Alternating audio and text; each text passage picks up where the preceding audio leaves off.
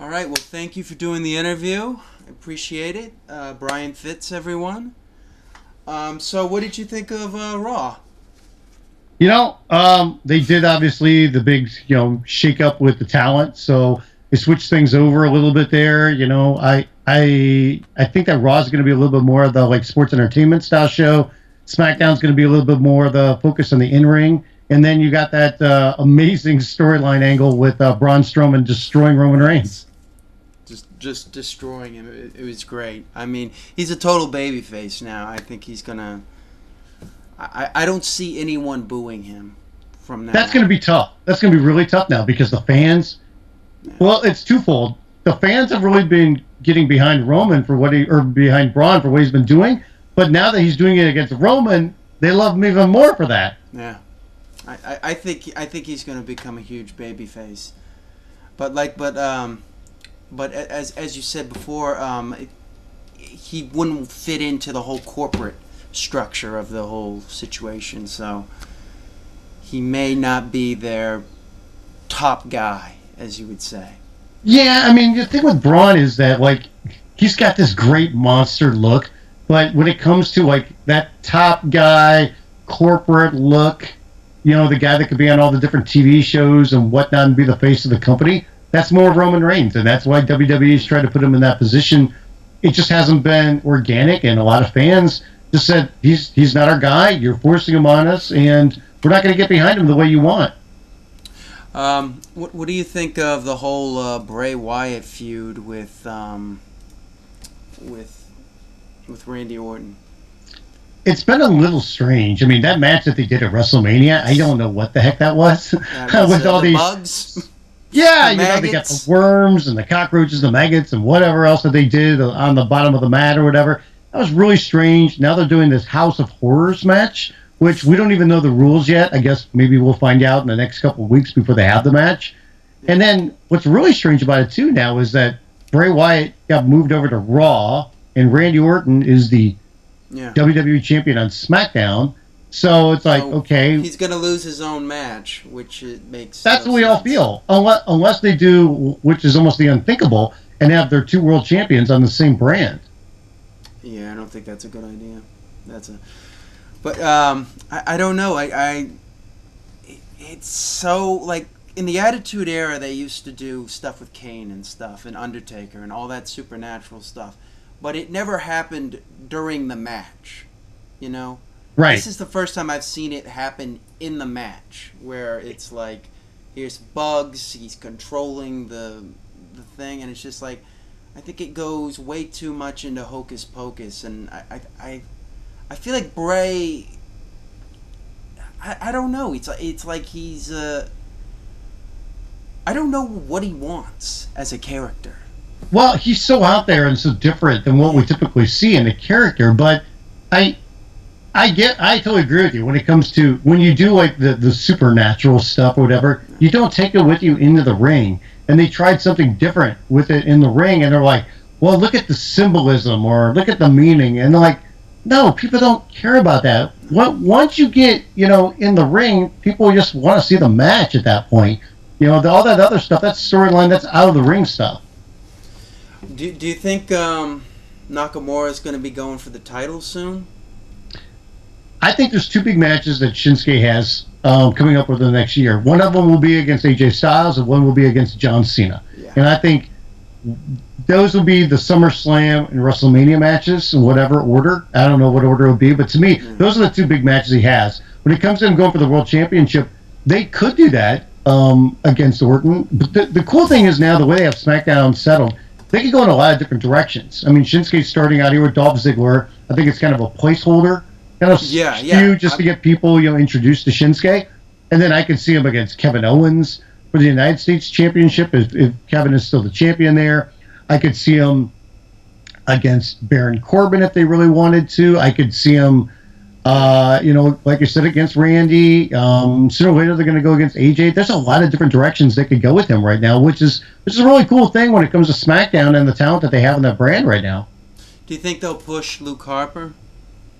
I hope they do. I think Luke is a really talented guy. I know that he's probably very happy to be away from Bray. Not that they don't get along, but he wants to have his own path. He wants to have his own success, and he doesn't want to be a guy just a bit player alongside Bray Wyatt. So I think he's happy about that.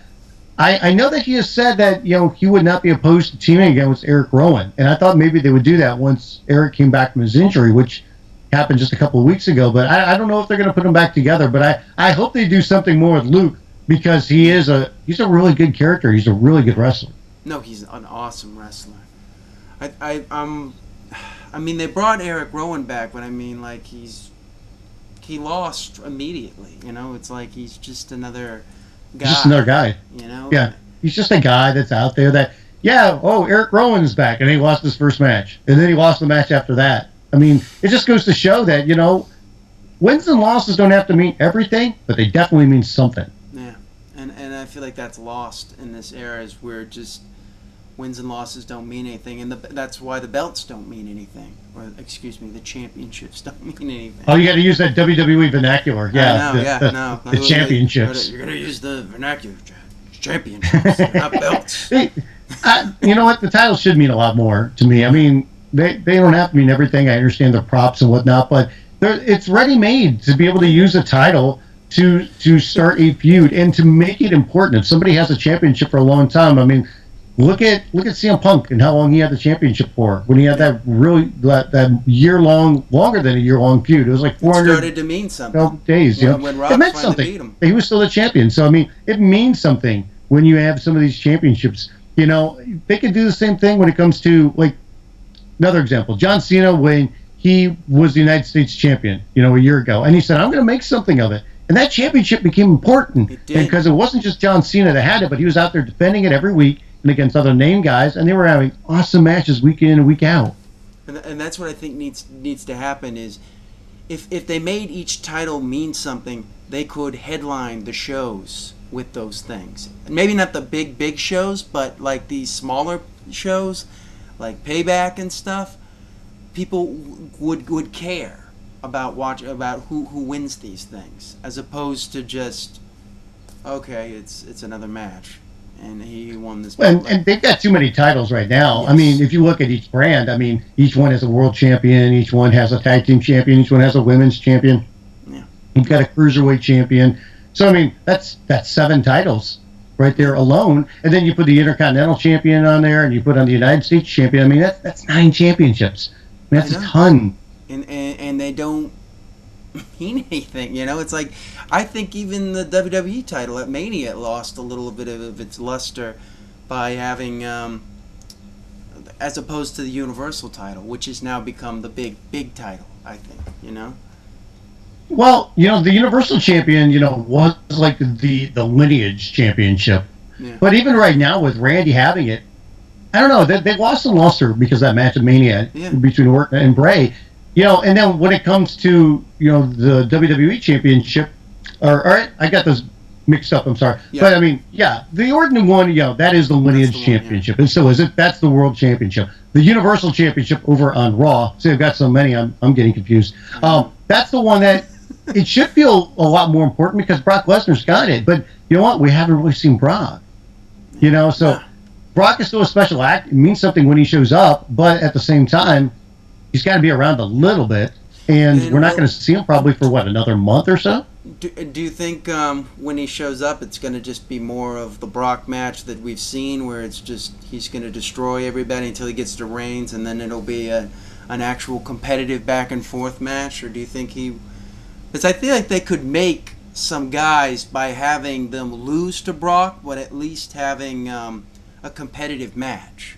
Yeah, and that's the thing. I mean, I think his next match is probably going to be, if I had to guess, and the way that they seem to be going is, Roman Reigns is going to be a big one. Do they do that coming up here like at SummerSlam? Yeah. Do they hold that off until WrestleMania next year? And then the other one is Braun Strowman. Yeah. And if you have either of those two guys in a match with Brock Lesnar, to me, that's got to be a back-and-forth match. Yeah. What did, because you were at Mania, what did you think of Taker's send-off? It was a little bit sad in the middle of it, just because you've had this guy that's been around for so long and has meant so much to the company, and you could see him out there, and you can tell he's hurting. He wants to have this match. He's trying to do the right thing. but he's hurting out there, and it's a little bit sad to see a guy go off like that. But the guy's always a consummate professional. He's going out there and he's working his ass off, and he's doing everything that he can, and he's telling the story in the middle of it. Yeah. Like, he's got the young gun that's going after him, and he's like, "Hey, if you're going to put me out the pasture, do it. Let's see if you really got the guts. Are you man enough to put me away?" You know what it reminded me of? It reminded me a lot of when Taker retired Shawn. Yeah, absolutely. That's what I thought too.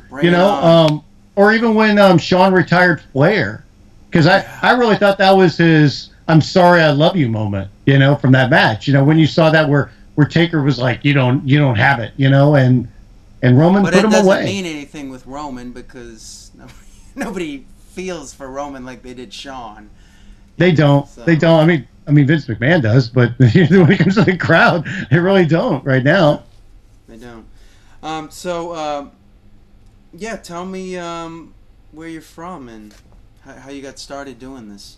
Sure. Well, I'm originally from Illinois. I've been down here in Orlando, Florida for about the last 35 years, though. Back in 1998, I was working at a local sports radio station. We got a new program director, and he had the idea of, if you've got an idea for a show, let me know what it is. Yeah. And I gave him an idea for doing a show talking about professional wrestling. That's Attitude Era, the Monday Night Wars, all that's going on. And he let me do it. He put me on late at night. We started off with 1 hour a week, but it grew. A lot of our audience, quite honestly, was listening to us streaming online, because that was just coming into play as well. I think we were part of Yahoo at the time somehow. So we had people calling in from like all these other countries like UK and Australia, people calling from Japan, and the show just grew. We were lucky enough to get a lot of great guests, and we were on terrestrial radio for over a decade, and now it's just branched off to where we're doing the podcast. What do you think of the Mauro Ranallo situation? It's sad that Mauro's not going to be coming back to the company, and to see what has happened with him. We don't know all of the facts, but obviously this has to do with JBL. We know that JBL did say some stuff about him on one of the episodes of Bring It to the Table. I don't know if there was any other instance, but obviously something happened with Mauro. He's been very open that he suffers from bipolar disorder, and it affected him. And he hasn't been back to a WWE event over the last month. His contract expires with the company in August, and it looks like he is not coming back. It's a sad situation that this happened, and I really hope WWE learns from this. And it's not just a JBL situation. I think it's a company situation that the day and age of boys will be boys, where it goes too far and it becomes bullying, that needs to go away. I understand that guys can be friends, people play practical jokes on one another. There is a line that can be crossed, and the line has been crossed way too many times in WWE, and that just needs to stop. Yeah, absolutely. No, and you on Twitter, somebody sent a clip of the Brawl for All where JBL gets knocked out, and he said, "I enjoyed it even more now." So he's basically, confirmed, the suspicions we already know. Yeah, that this has to do with JBL. It does. And some of it this situation might have been building from a standpoint that obviously Mauro and JBL were working together, calling SmackDown.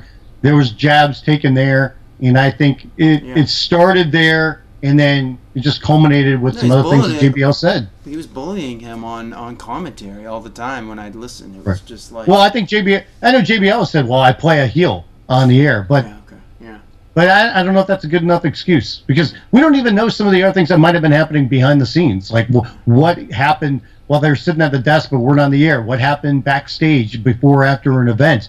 And those are the things I think we really need to know to really look at this whole situation in its entirety. It comes from the top down, too. It does. It's allowed. That's the whole thing, is it's allowed, and it should not be allowed by anybody. And it goes back to like that thing where, Vince wants to be big league, but he doesn't want to follow all the rules. Well, he still loves the boys will be boys mentality. Like, it's just a locker room thing, or it's kind of this passage. And I know people say sometimes, "Oh, well, the world's too PC now," but there is a reason for that in some different places.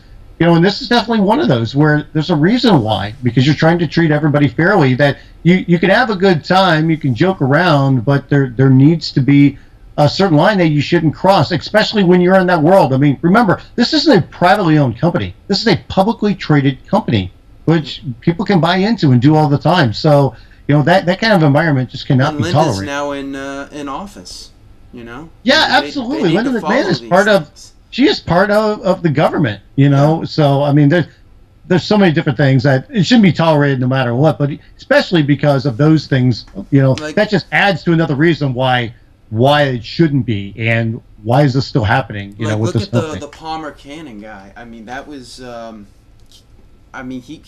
left because of JBL. There's been a lot of people that have left their positions because of JBL, or bullying, from the company. But JBL, I mean, hey, you see all the different instances in the past of bullying where people have come forward, whether it has been, Matt Hardy has come out and said some stuff about him. I believe Matt Stryker has said stuff about him. I mean, Joey Styles got into such an argument that Joey Styles punched him in the face. I know. A while back. And that shut him up for a while there. Finally, somebody stood up to the bully. All right, so we're winding down here now. So who would you like to interview in the future? I'd love to get a nice, extensive sit-down with Triple H. I've never done that. I've talked to him a little bit here and there, but he's one of the guys I still haven't got an opportunity to really talk to. Shane McMahon would be very interesting. I don't know how open he would be, but he's got a story to tell, and if he was willing to, talk with you about it, I think it'd be very interesting. Yeah, interesting. So would you like to plug your show? Sure. The Ropes? Yeah, everybody can listen to Between the Ropes. You can subscribe. It's on all the different platforms like iTunes, Stitcher, Google Play. It's on SoundCloud as well. And everybody can follow Between the Ropes on Twitter, or you can follow me personally. I'm at Brian Fritz, and Brian with an I. And you can find all the different work I do there between the podcasts. We're on YouTube as well, doing video interviews. The podcast is there too. And then also different stories I write for Sporting News. Well, thank you so much, Brian, for doing this interview. I appreciate it, and I'll talk to you later. Sounds good. Thanks for having me. Thank you. Bye. Appreciate it.